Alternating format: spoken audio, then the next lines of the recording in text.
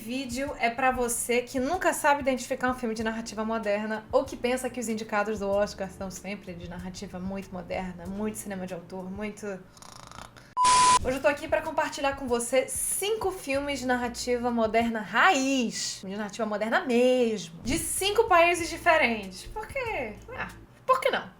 Não sei. Mas agora falando sério, o principal motivo de eu estar fazendo esse vídeo é porque muitas vezes quando a gente começa a estudar o roteiro, a gente não tem o repertório necessário pra conhecer os recursos narrativos e pra ter uma referência mesmo. Então eu tô trazendo aqui pra vocês filmes de narrativa moderna que vocês podem assistir e podem utilizar e podem aprender com eles principalmente. Todos são excelentíssimos filmes. Não tem um filme aqui que eu não assistiria novamente. Não tem um filme aqui que não deixou uma impressão forte. Então, absolutamente todos eles eu recomendo. Vou indicando e vou comentando um pouco sobre a narrativa moderna do filme. Se você não sabe o que é uma narrativa moderna, você volta aqui nesse vídeo de os 3 modos narrativos. É um vídeo de 30 minutos, que não é um vídeo, é uma aula, né? Uma aula de 30 minutos em que eu te explico os 3 modos narrativos: clássico, moderno e contemporâneo. Clica lá pra você aprender, aí depois você volta aqui nesse vídeo pra você rever, tá bom? Eu vou começar com um dos meus filmes favoritos da minha vida. Gente, esse filme, desde que eu assisti, ele não sai do meu top 5 de filmes favoritos. Ainda não foi substituído.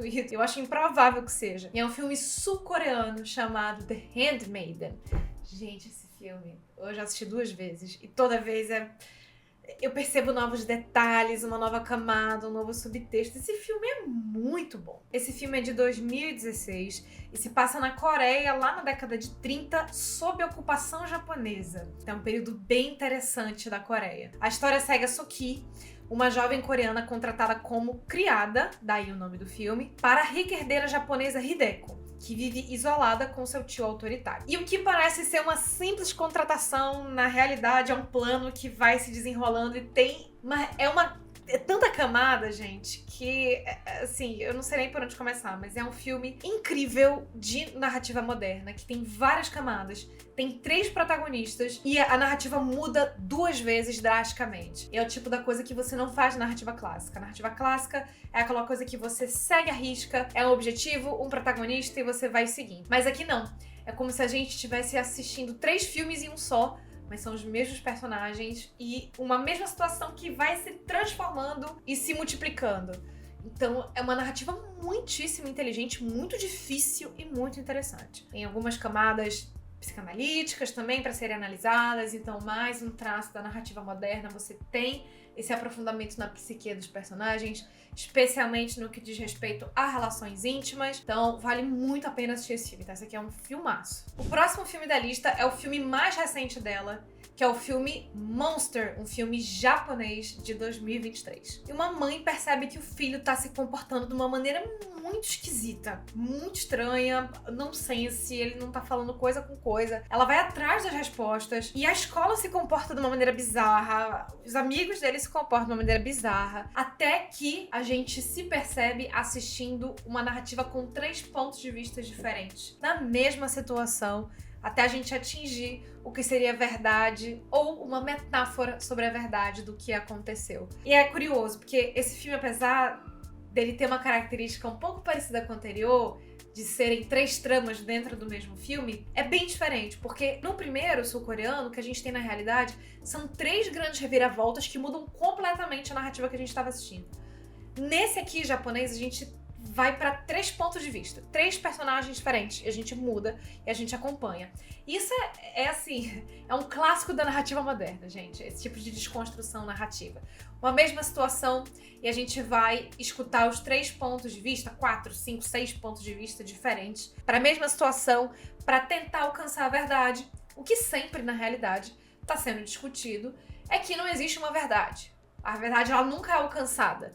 O que é sempre alcançado é o que as pessoas interpretaram daquilo que aconteceu. É uma versão interpretada da verdade. E esse filme faz isso de uma maneira belíssima, também tocando num tema extremamente sensível. Não quero falar mais para dar spoiler. Assistam, é um filme belíssimo. Ah, pessoal, uma observação. Eu não tô dizendo onde vocês podem assistir esses filmes, porque senão daqui 6 meses eles trocam de plataforma e aí a minha indicação já não vale mais, entendeu? Então eu tô mostrando aqui o pôster, dando o nome e o ano pra vocês encontrarem, mas realmente não consigo dizer onde dá pra assistir no momento que você tá assistindo esse vídeo, tá bom? Tá bom. E o próximo filme da lista tinha que ter o filme brasileiro. E aqui eu peguei uma narrativa moderna raiz, que é quem, gente? Nossa, Glauber Rocha, Deus e o Diabo na Terra do Sol. Acho que é o filme mais famoso do Glauber.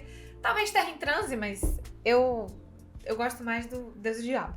E esse filme, ele é muitíssimo inteligente. É um filme de 1963, filme do cinema novo, um dos grandes representantes do cinema novo. História nacional, você tem que assistir esse filme. Ele relata não só o coronelismo que aconteceu no Brasil, mas também toda a parte do cangaço. É um filme feito no sertão brasileiro e é uma obra-prima, de fato. Esse filme é incrível e o que eu mais acho magnífico dele é como ele é um filme que não foi datado.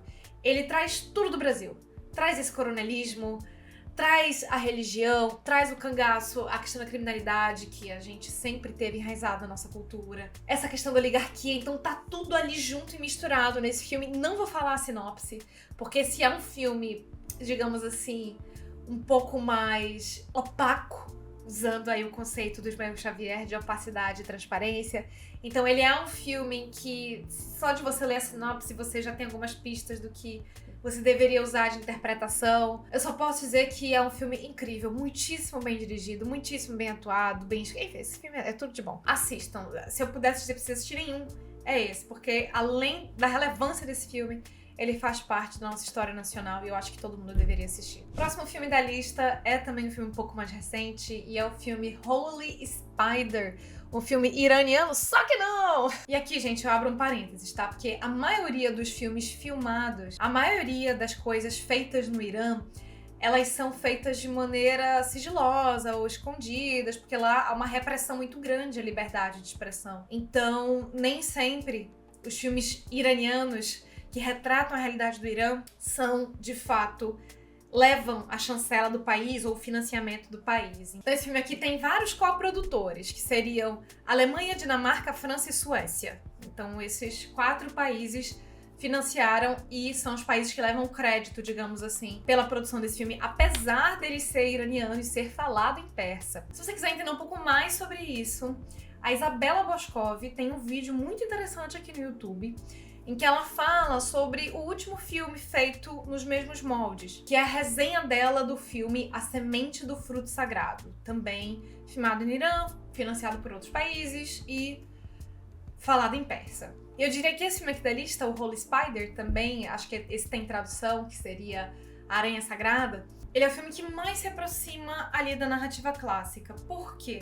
Porque tem uma protagonista que tem um objetivo, que é uma jornalista, que ela vai pra lá pra investigar um suposto serial killer que tá matando várias prostitutas na capital do Irã. É baseado num caso que realmente existiu, então realmente existiu um serial killer que assassinou várias prostitutas, ele fingia que ia contratar e, enfim, cometeu o assassinato no meio do caminho. Então é um filme interessantíssimo pra você entender mais essa cultura.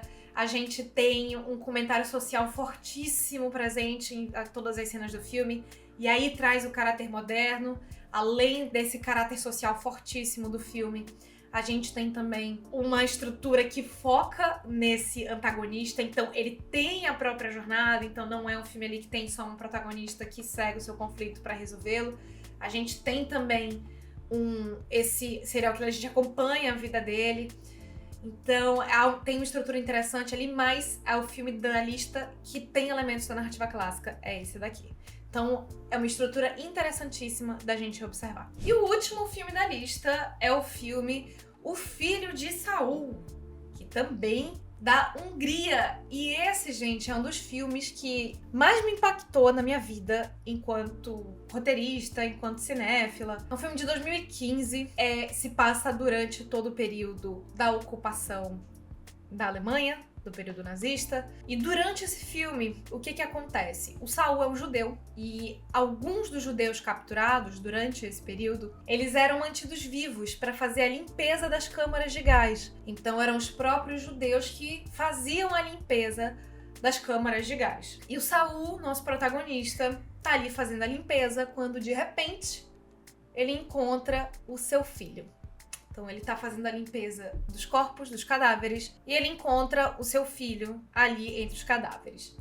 E aí, na religião judaica, para você ter salvação, você precisa passar por um processo conduzido por um rabino, para você poder conseguir a bênção e ir para a vida passada tranquilamente. Perdão, judeus, se eu tô falando besteira aqui, tá? Mas é o que eu entendi da narrativa. Então, ele vai atrás de um rabino. Ele recupera o corpo do filho e a trama do filme é ele tentando encontrar um rabino pra fazer essa processão final. Só que o filme, gente, é arrasador. E onde que tá a narrativa moderna dele? Como é que a narrativa ela é conduzida? A gente fica praticamente o filme inteiro no rosto do Saul. O filme não é widescreen, então ele não é o formato que a gente tá acostumado a assistir dos filmes. Ele é aquele formato mais quadrado, como eram feitas as obras antigamente. Tudo que você vê de outros personagens está desfocado no fundo. Então é interessantíssimo porque é uma narrativa de presunção. Você tem que presumir o que tá acontecendo no fundo. Você tem que presumir a feição dos outros personagens pela reação do Saul e pelo que ele tá conversando. Então, e é um filme de partir o coração, tá, gente? Já vou avisando aí que se tiver estômago fraco, não assista. Porque ele é um filme muito pesado. É no mesmo naipe de A Lista de Schindler, tá? Mas eu acho mais pesado que A Lista de Schindler, esse daqui. Mas é um filmaço, então vale a pena assistir. Mais uma narrativa inovadora, uma narrativa moderna, que vale a pena de ser assistida, tá bom? Deixa aqui nos comentários se você já assistiu esse filme, ou se você assiste, volta aqui e comenta o que você achou. E eu vejo vocês no próximo vídeo. Não esquece de dar um like e se inscrever no canal. Beijo, tchau, tchau!